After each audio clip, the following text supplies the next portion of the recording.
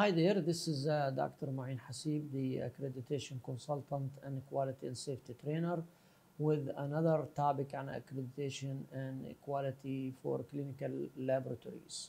Today's topic is quality indicators, everything you need to know, and this is lesson 1 of 2 lessons. In lesson 1, we'll cover what is a quality indicator, what are the key characteristics of an ideal indicator, what are the types of indicators, why measure and how many, and where do you start with your quality indicator program. And in lesson 2, we'll talk about implementing your quality indicator plan, and we'll cover also how to choose specific strategies to make your quality indicator program succeed, how to evaluate, how to use information collected from your quality indicators to fuel your quality indicator process, and a subject summary. So let's start with lesson 1. What is a quality indicator? Before we define quality indicator, we need to define what is quality. Quality is a subjective term for which each person or sector has its own definition. But the simplest definition of quality is to be consistent. In order to be consistent, you have to be accurate and you have to be precise. Quality is the right result first time, every time. Somebody said equality is invisible when good, impossible to ignore when bad. Do you agree? Quality in clinical laboratory medicine is the guarantee that each and every step in the total testing process is correctly performed, thus assuring valuable medical decision making and effective patient care. Quality in the laboratory has a huge impact on diagnosis and patient management. In one study, they say that at least 70% of the medical decisions are based on a lab test. And in some studies, up to 85% of medical decisions are based on a lab test. In other words, less than 70% of the time, the doctor depends on a lab test to make a diagnosis and to treat the patient. That's why laboratories are very, very important for hospitals and for doctors in general. Quality requires planning of processes and procedures that develop appropriate, measurable, interruptible information upon which action can take place in the cycle of continuous improvement. Those procedures can be referred to as quality indicators.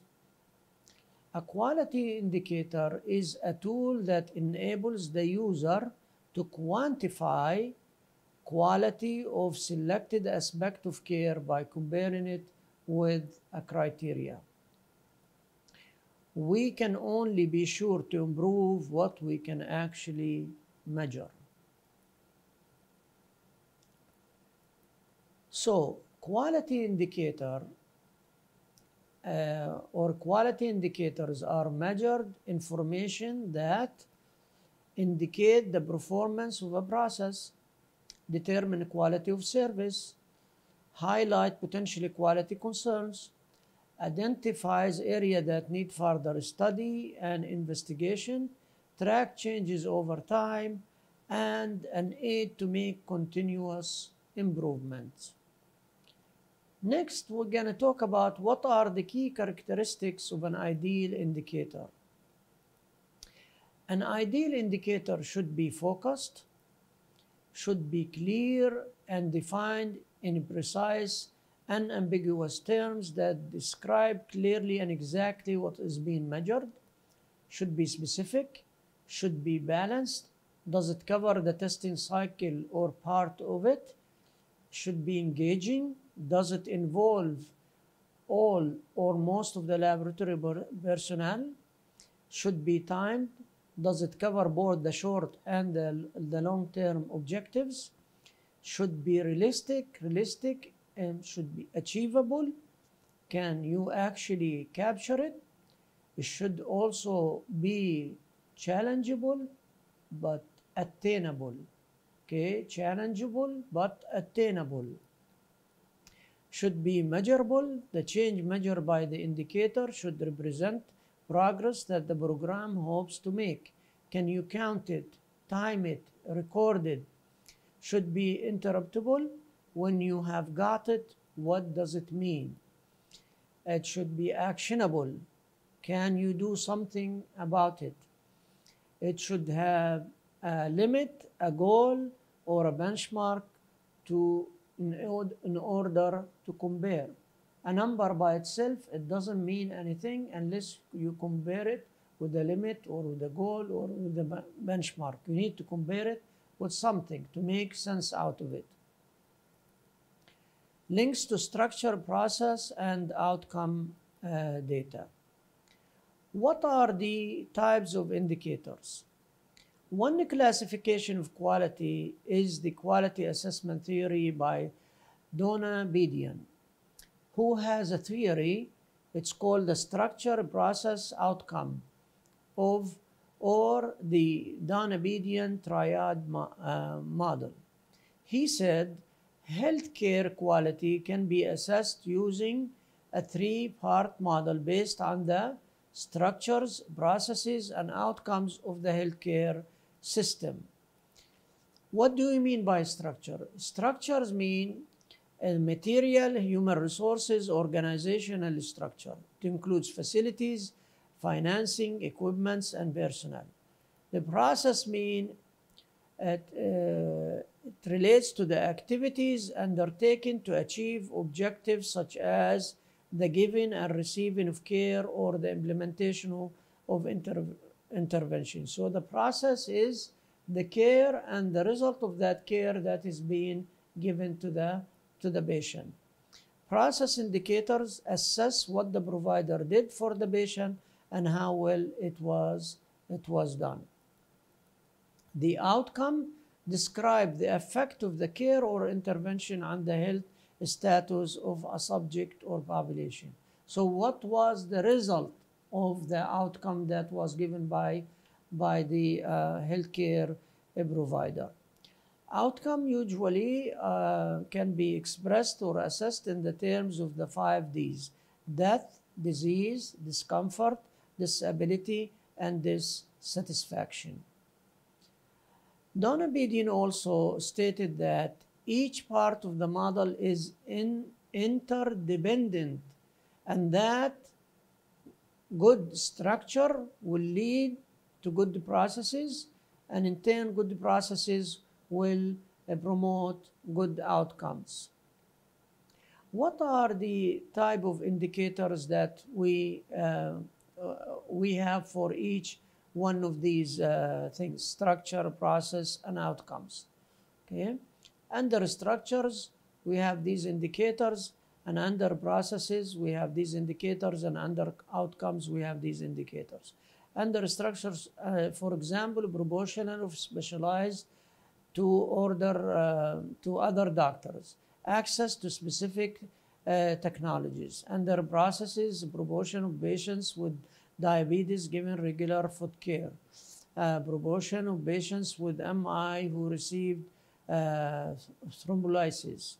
Okay, under outcome, and I made these blue because they can be used for the laboratories. The rest of these, they usually are used for nurses. Hemoglobin A1C result for diabetics. Lipid profile result for patient with hyperlipidemia. Okay, customer satisfaction, critical value reporting, and turnaround time. Another way to classify the indicators in laboratory medicine is by stage of the total testing process: the pre-analytical, analytical, and the post-analytical phase. Okay, the pre-analytical It includes all the process procedure that take place outside of the laboratory. The analytical include the actual analysis of the specimen, and the post-analytical phase include data or result entry or the transmission of the data from the analyzer to the LIS. Why measure? How many? Why measure? Which means why do we need to do quality indicators? To manage quality, you must measure it, somebody said. Okay, actually that was Steve George. Lab are required. Okay, why measure? Because lab are required by accreditation bodies, okay, to identify, develop, and implement quality indicators to evaluate the laboratory contribution to patient care. However, no guidelines are available for their identification and development. They suggest the area to be monitored, but does not define the method to be used for developing quality indicators. Therefore, laboratories are using different ways to develop quality indicators as per requirement of certification or accreditation standards to monitor and improve the quality and patient safety in their laboratory. So in CAB Lab Gen 20316 says the QM program, the quality management program, includes monitoring key indicator of quality in the pre-analytical, analytical, and post-analytical. In this standard, they suggest what kind of indicator you could be. They suggest what kind of indicator you could be monitoring, and for evidence of compliance, you need listing of quality indicators that include the following: indicator for pre-analytical, analytical, and post-analytical phases, indicators to address the scope of testing and laboratory services, a frequency of monitoring each indicator, define the benchmark or the goal for each indicator, a quality management data report for quality indicator monitoring and evaluation, including comparison against a limit or a benchmark or a goal. And also you need a corrective action if the quality indicator didn't meet that limit or that goal, as we will talk about later on. These are different sections of the laboratory and some of the indicators that they are doing if you want to have an idea about what kind of indicators you could be doing in your section. Problem with these things like patient specimen identification, test order accuracy, specimen acceptability, stat testing turnaround time, critical value reporting, customer satisfaction, corrected reports, blood component wastage, blood culture contamination. All these things might cause by poor quality, which probably will cause error, which will cause time, effort, and energy.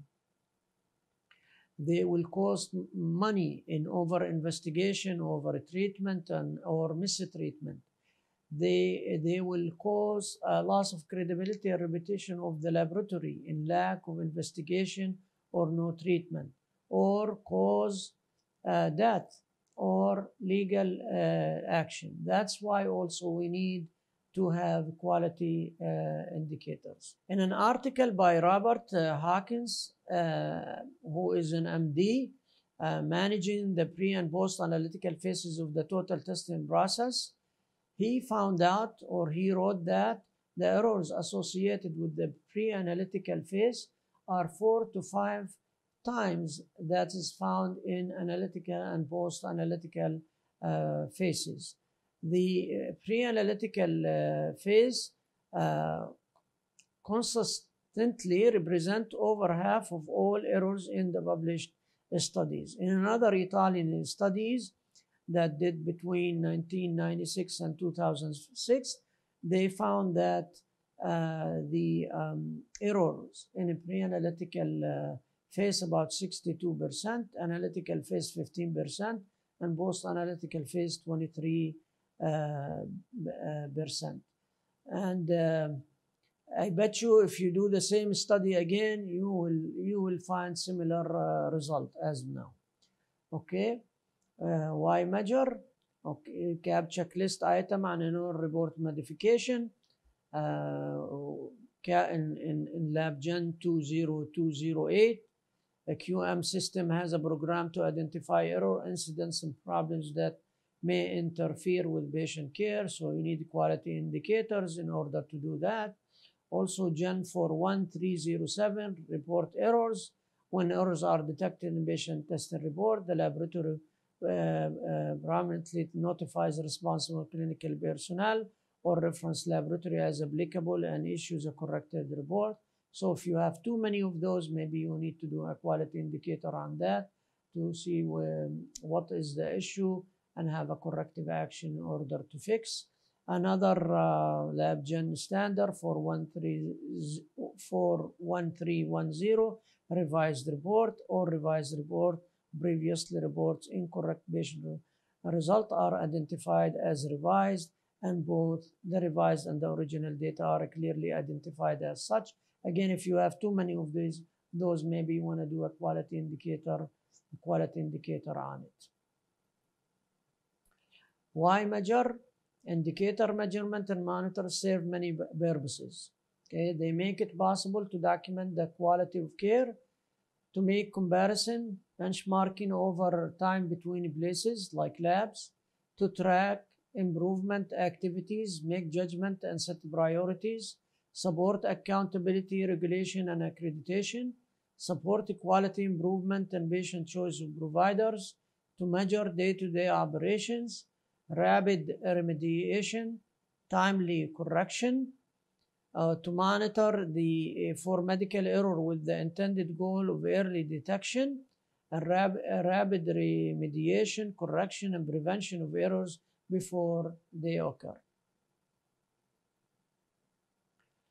How many do you need? How many indicators do you need to have in your laboratory or in your section? Okay, how many? Well, that will depend on the size of your lab. Okay, if you have a small lab, maybe 5-6 of indicators will be enough for the whole lab. If you have a larger lab, maybe each section need 2 or 3 or 4 indicators. Okay, it depends. It needs to address all phases of total testing process as we described. You need to start with the item required by CAB checklist. So if it's required by your accreditation body, then you need to do it regardless if you meet the goal or not.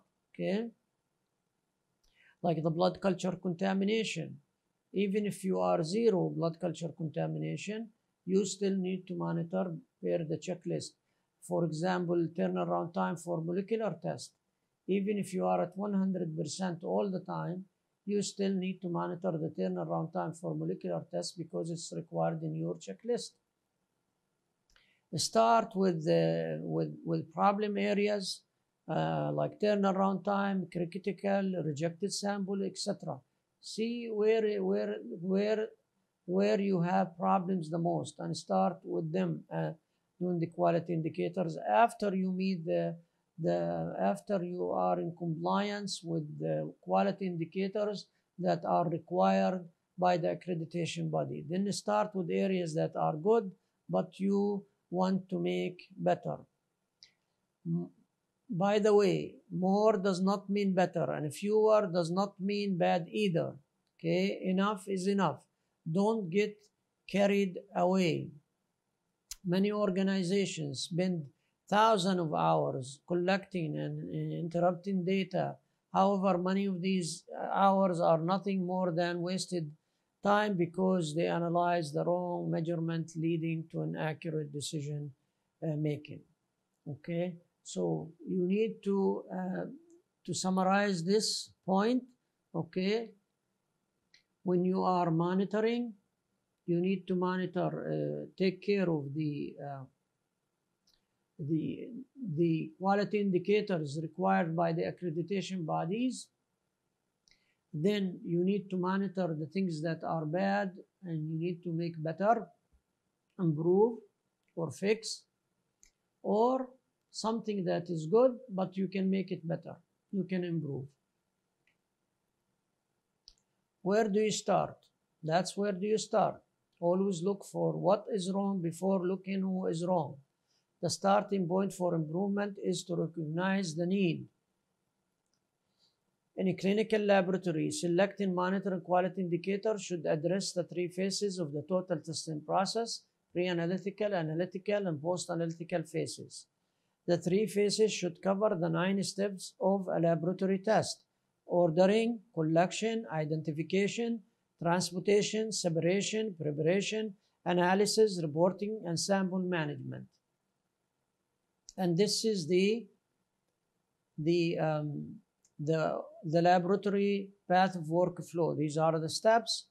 These are steps under pre-analytical. These are the steps under analytical, and these are the steps under post-analytical. Where do you start? The quality indicator selected should be able to address accreditation body requirement, okay? Suitable for to address weak or problem areas, capable of providing information that reflect the real situation, should be user-friendly, easy to measure, able to provide the information for improving the performance, understandable, able to encourage promise and suitable corrective preventive action, and able to improve, address patient safety and quality within the phases of the three phases of total testing process to identify, investigate, correct, and or prevent errors. I am done with lesson 1 on quality indicators, everything you need to know. To continue with the subject, please watch lesson 2. In lesson 2, we'll talk about implementing your quality indicator plan. We'll talk about how to choose specific strategies to make your quality indicator program succeed, how to evaluate, and how to use information collected to fuel your quality indicator process, and a subject summary. Thank you for watching.